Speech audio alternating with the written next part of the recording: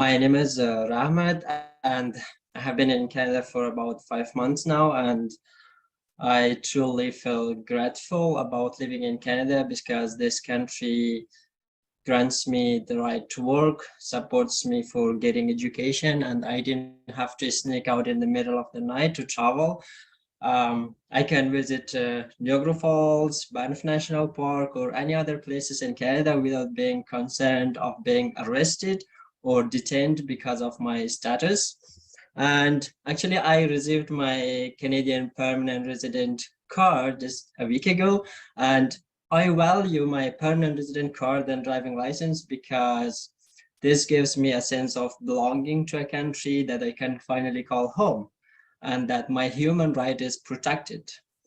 But let's imagine being stuck in a place where you can't have any of those, not having the right to work, not no access to education, very limited access to healthcare, and not allowed to drive any motor vehicle, not allowed to travel, can't get out at night.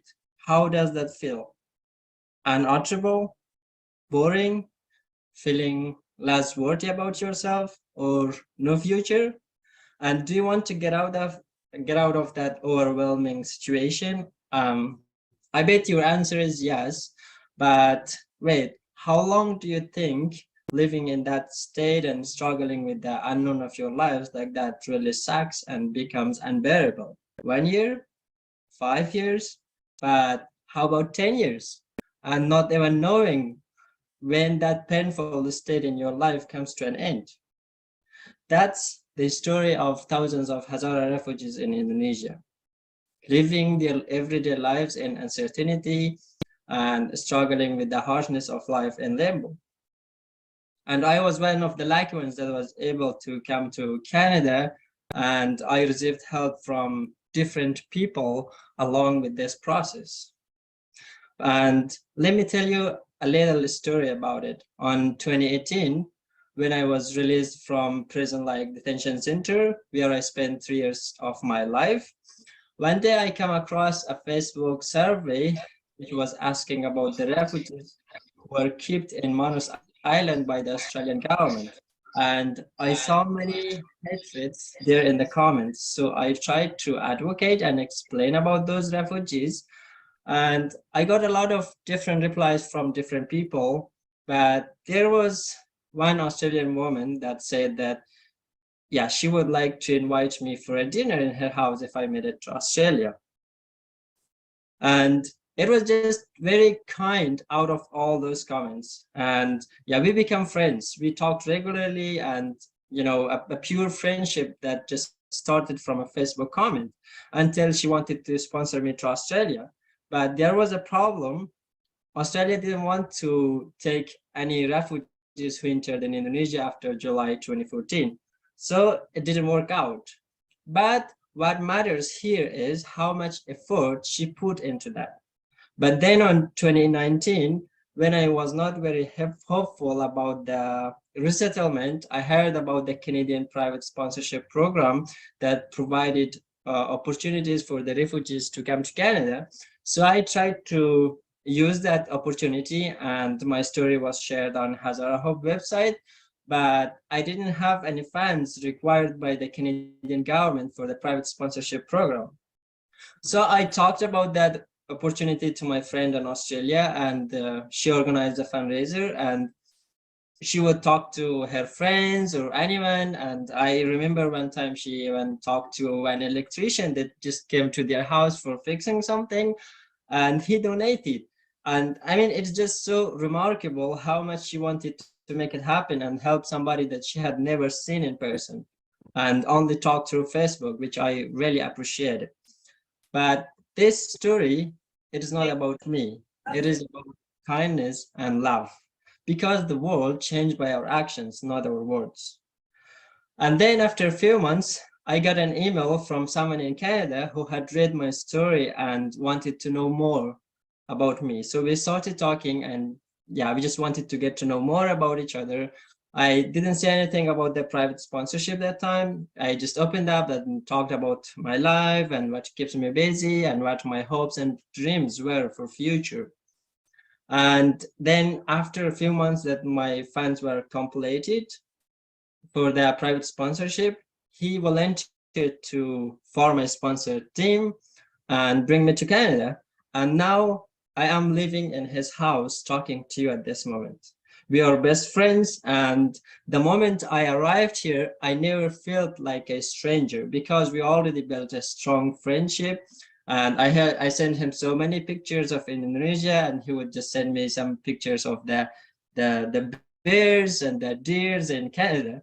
So indeed, all my sponsors, they treat me as family, and I treat them as my family. And no matter where I live the rest of my life, this friendship will be lifelong. So now I'm in Canada, and you might ask, why do I care about other refugees? Well, because I was once a refugee and gone through what my friends in Indonesia are going through right now and experienced what they are experiencing right now. So I understand pretty well how it is like to be stateless.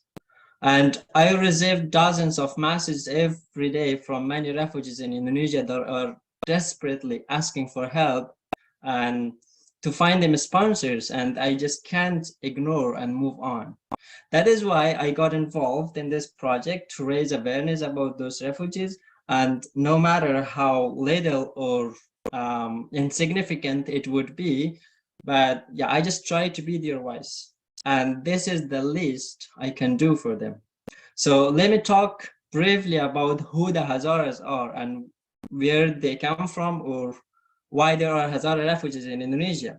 So Hazaras are long persecuted ethnic in Afghanistan and have been the targets of massacres, genocide, and discriminations by the extremist and radical groups in Afghanistan for their ethnicity and different culture and long-standing support of education for girls and boys.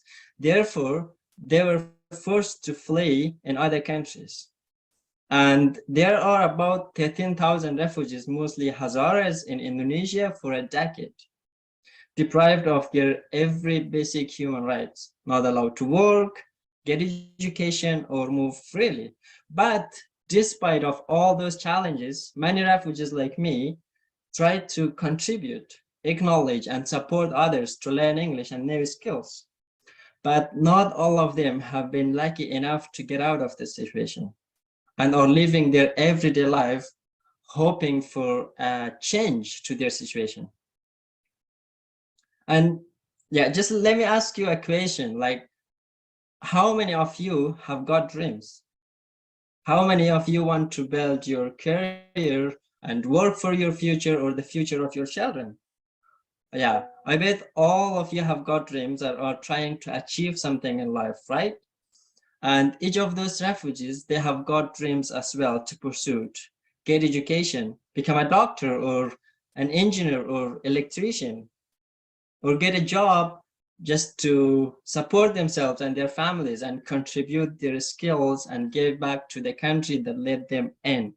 A lot of uh, a lot of them are talented with lots of potentials and has so much to offer. However, those great potentials and talents are being wasted in Indonesia because Indonesia has not signed the 1951 UN Convention. So the refugees in Indonesia are like a boat abandoned on the atrocious waves and wandering on in a big ocean. They are they are stranded in a place where they cannot work on their dreams and support themselves. Yes, the refugees are the most vulnerable people, but in the meantime, they are the strongest and the most inspiring people on earth who has learned to survive and adjust with different situations, have gained priceless lessons and experiences. They have learned about passions, resilience, and not giving up. They have got dreams like any of us. All they want is to live in a place with peace where they can have access to their human rights. They just need to be given a chance to thrive and follow their dreams. And the good thing is that it is possible. And we can help and bring change and hope to their lives, which is through the private sponsorship program to Canada, a country that has been home for millions of people around the world. And you can help bring hope to their lives, and you will not be helping just individuals, but also help a family and a whole community, because they will be able to support their families and loved ones left behind. Or you can help either by being on a sponsored team, writing narratives, spreading the word, video and content editing, or any skills you have, or any possible way that you want to contribute. And by sponsoring and bringing those refugees to their new home in Canada, we all will learn a lot and get inspired from their unique stories, enjoy and benefit from community building, long life friendships, and human connections. And it will give all of us a new meaning and a new sense of fulfillment in life. And a small act of kindness can change someone's lives, and no one is too small to make a difference. Thank you so much, and that's all I got.